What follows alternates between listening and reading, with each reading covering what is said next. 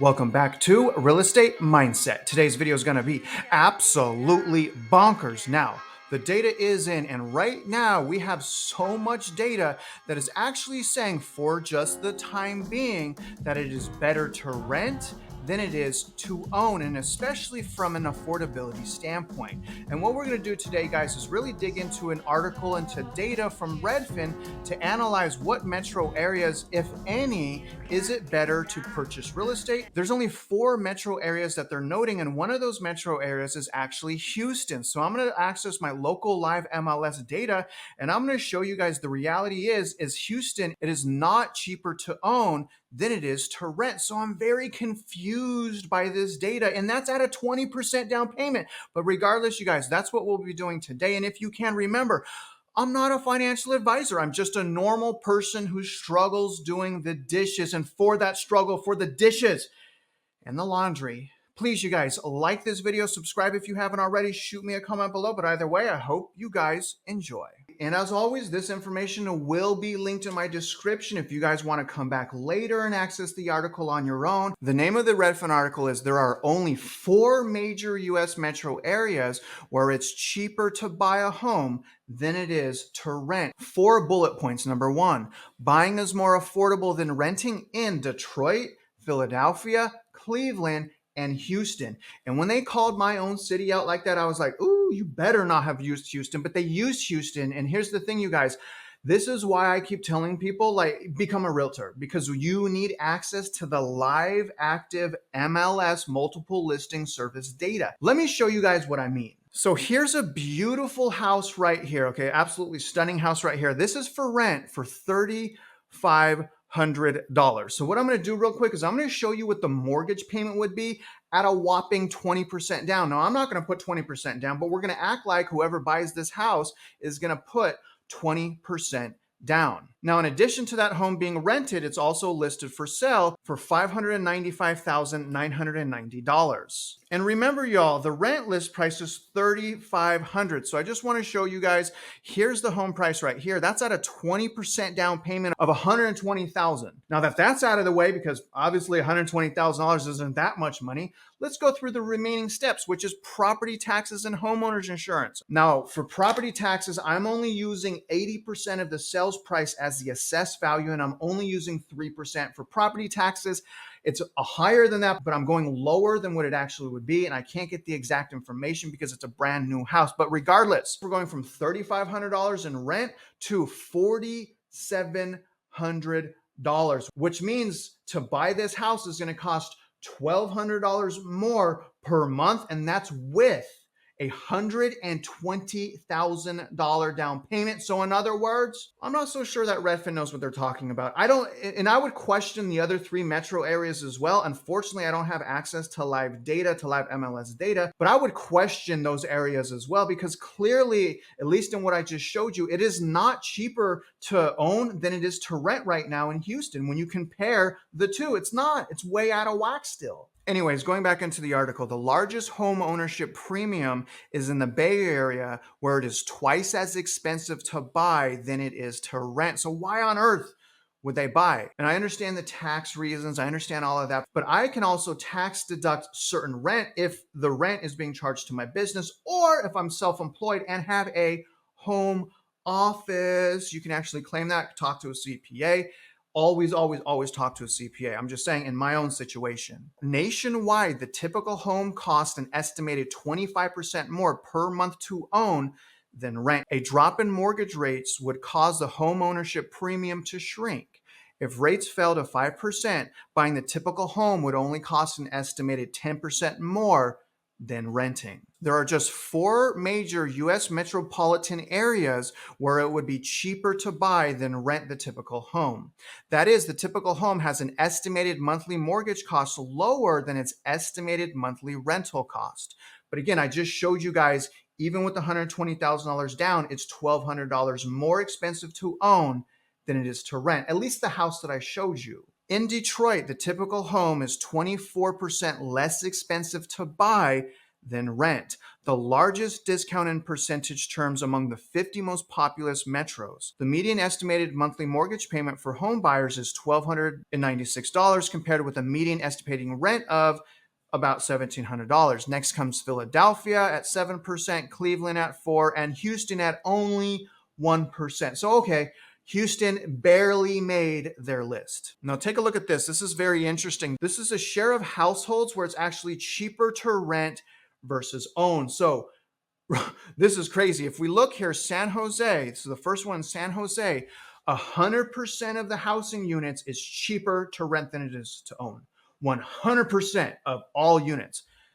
Holy smokes, that's crazy. And the nationwide average, 81% of all units is cheaper to rent than it is to own. And again, I question that. I would think it would be 100% across the board, but it actually stops at Washington, D.C. So Washington, D.C., there's 2% of units that are apparently cheaper to rent than to own. Do y'all see what I'm saying? So only 2% where it's cheaper. That's crazy. Look at who's in the top 10, predominantly California metro areas, starting with San Jose, then San Francisco, then Oakland. And those are our usual suspects, San Jose, San Fran, and Oakland, followed by Anaheim. No surprise there. That's in Orange County, California.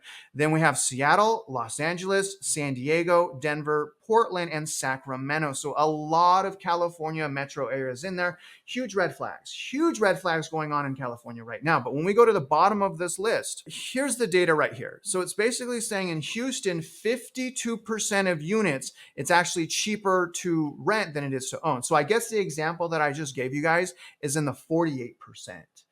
But really, really crazy to see how much Detroit is. So in Detroit, it's saying 80% of units is cheaper to rent than it is to own. If I can decide where I want to live, I may look at Detroit. I don't know 100%. Obviously, there's factors that go into that. But nevertheless, Detroit is an area where apparently it's cheaper to rent than it is to own. I would question it once again. Moving on.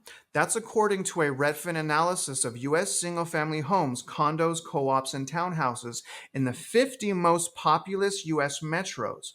We estimated what a home buyer's monthly payment would be on those properties using the Redfin estimate of the home's value in March and 6.5% mortgage interest rate, average interest rate in March. We estimated what the monthly rent would be on those same houses using the Redfin rental estimate. So they did basically the same thing that I did, but they're saying in the entire metro area. When estimating monthly housing payments, we assumed a 5% down payment. What? So they're saying to get those numbers, it's actually 5%. I used 20%. I'm sorry about that. So if I would have used 5%, it would have been probably $1,800 more a month to own that house versus rent. Probably more like $2,000. I don't trust what they're saying here. I don't trust it at all. At 20%, I can possibly see it, but at 5%, no way. 5% down payment, homeowner's insurance rate equal to 0.5% of the purchase price, and 1.25% for annual property tax. But here's the thing, you guys. In Texas, everyone knows that property taxes are not 1.25%. If you're going to calculate Houston, Texas, you probably should use about 2.8%. So I'm wondering, is the reason that Houston made this list because they're only using 1.25%. Property taxes make a huge difference in Texas. Don't even do any estimates unless you're going to have the property taxes correct in Texas. This analysis includes homes that were for sale and rent in March, as well as those that were off the market. Historical Redfin data is not available at this time. Well, good for them. So it's also going into Cleveland and Detroit. Usually miss out on booms, but also miss out on busts. So you can kind of see that here, whereas Miami and Phoenix in the USA, it's a lot more volatile. And you guys can kind of see that here. I really don't think that's that important because basically every metro area got hit and we're pretty much in an everything bubble, which is a bit different than 2008. Mortgage rates would have to fall significantly for owning to become cheaper than renting across the US. So a lot of people ask me, Travis, when are you going to buy? When should we buy? And I've been constantly telling you guys, well, first of all, you have to know what your market's like and you have to understand what a great deal is. But other things that I've been saying for the general population, right? General population here. If you find a great deal, get it. General population, Fed pivot, and a Fed pivot should bring interest rates down. A confirmed recession so we can see the extent of job loss, and after the inventory dump so we can see how much progress we make this season for inventory growth. I believe at the bare minimum, knowing those three things will give us a tremendous advantage moving forward in the housing market. If the 30-year fixed rate mortgage dropped to 5%, the median estimated monthly payment would be $29.93, or 10% higher than the $2,700 median estimated monthly rent. That's significantly lower than today's 25% home ownership premium, with an estimated mortgage payment of a whopping $3,385 to an estimated rent of $2,715. So mortgage payments right now, everyone knows this, are out of control, just like prices. If rates drop to 4%, the estimated premium would shrink to 1%, but if they fell back to 3%, it would actually be 7% cheaper to rent. And I'm questioning that, but it's saying that if rates go back down to 3%, it's game over in the housing market again, and we're going to melt down because it won't sustain. We don't have enough inventory to sustain this. So they're saying we need rates at 3% and things will be more balanced. But if we go to 3% too quickly, if the Federal Reserve reverses the interest rate hikes too quickly, we are in for a lot of trouble. Let's be clear here.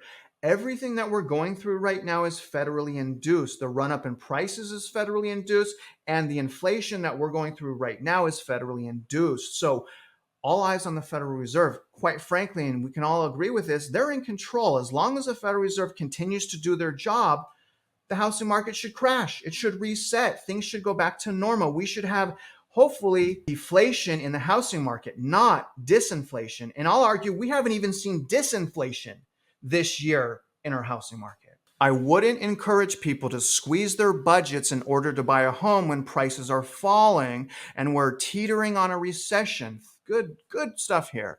In the years leading up to the pandemic, it made sense for some home buyers to break the rule that says not to spend more than 30% of your income on monthly housing costs. But these times are more risky, so it makes sense to be a little more conservative. And I would say a lot more. But at least they're saying just a little bit, right? That's something. It's something. While renters don't build home equity, and I'll argue that recent homeowners are also not building home equity, especially because prices have already gone down. So let's add recent homeowners and renters don't build home equity. They do avoid the high costs that come with maintaining and selling a home. Some renters may also choose to invest the money they're not putting towards home ownership into other lucrative asset classes, such as treasuries. Treasuries right now, some of them, depending on the maturity length of the treasury, are yielding over 5%. So instead of throwing your money away on a down payment where house prices are going down, why don't we just put that money in an appreciating asset like treasury bills that yield us 5%? That's what I'm doing. This is a really cool chart here. So it's saying that, again, if rates go down to 3%, it would be about 6.8% cheaper to own. But if the rates stay over 4%, we're at 1.4. And this is really why I've been saying, as long as after the housing market is balanced, after that, as long as rates are at 5%, we should be okay, because even at 5%, the average is 10% more expensive to own. Again, I would question that. And in fact, I am questioning that. This goes on. In pandemic boom towns, virtually no homes are cheaper to buy than rent. It probably doesn't come as a surprise that there are virtually no homes in the Bay Area that are cheaper to buy than rent. But that's now also the case in Sacramento, Las Vegas, Phoenix, and Austin. These are metros that not long ago were fairly affordable. They exploded in popularity and in price when scores of remote workers moved in during the pandemic. So another area of forced selling would be the reversal of work from home. If work from home is no longer an option for a lot of companies, that will also create additional forced selling. Housing affordability is an issue in Las Vegas. During the pandemic home buying boom, we had a lot of people moving in from high-priced coastal areas like in Washington, Oregon, California. That caused home prices to soar faster than wages, pretty much in everywhere in the country, creating a disadvantage for locals looking to buy. And this is the biggest problem here. The locals are priced out hardcore. We already have that and people are still buying. So locals, a lot, predominant amount, they can't even buy if they wanted to. And I'm sorry, I'm just now switching my camera, creating a disadvantage for locals looking to buy. The good news is that because the market has slowed, sellers are willing to accept offers from buyers who use FHA loans and down payment assistance programs. And if we look at this list here, guys, I'm just going to go over the first few. We can see Anaheim, it costs almost $8,000 to own, while renting is only $4,000. Only, geez. And here's Atlanta, $2,800 to own, about $2,400 to rent. Look at the huge gap in Austin. It's about $900 more to own in Austin. We have Boston here as well. Boston's at about $5,000 to own, $3,300 to rent. Very interesting list. If you guys want to come back, access this list, by all means do it. This link is going to be in my description. But look at Los Angeles. Look at the gap in Los Angeles. So in Los Angeles to own, it's about $6,500, but to rent, it's about $3,600. That's almost a $3,000 difference. Huge, huge difference, y'all. Miami, surprisingly, not a large gap, about $4,000 to own, $3,200 to rent. Again, I don't know that I believe all this information, but nevertheless, that's a huge gap. Also, Nashville, Tennessee, huge gap as well. So all in all, y'all, in conclusion, what I'm saying is generally, it's not better to rent. Generally, it's better to own real estate. In fact, we should, in my opinion, we should all own real estate and we should hold our real estate and not sell. However, we're going through the second time in my life where it makes more sense to rent than it does to own, at least for the time being, at least before the housing market is properly reset. And also remember this, guys, normally these cycles, these housing market crash cycles take around 5 years. Right now, we've been in this for 14 months. 14 months, that's it. Normally it takes 5 years. In other words, we probably shouldn't jump the gun. We should probably continue to increase our purchasing power. We should probably continue to improve our mindset about life and loving people. And as always, credit, income, and assets, right? Work with your local realtors. Find a great realtor, have them start doing market analysis, and I think that will calm your nerves. But you guys, regardless, I really hope you enjoyed this video, and I do appreciate you following along this journey with me, and I hope you guys got some new insights, value, and perspective. And if you're out there investing in real estate, you know I wish you luck, and I hope you win.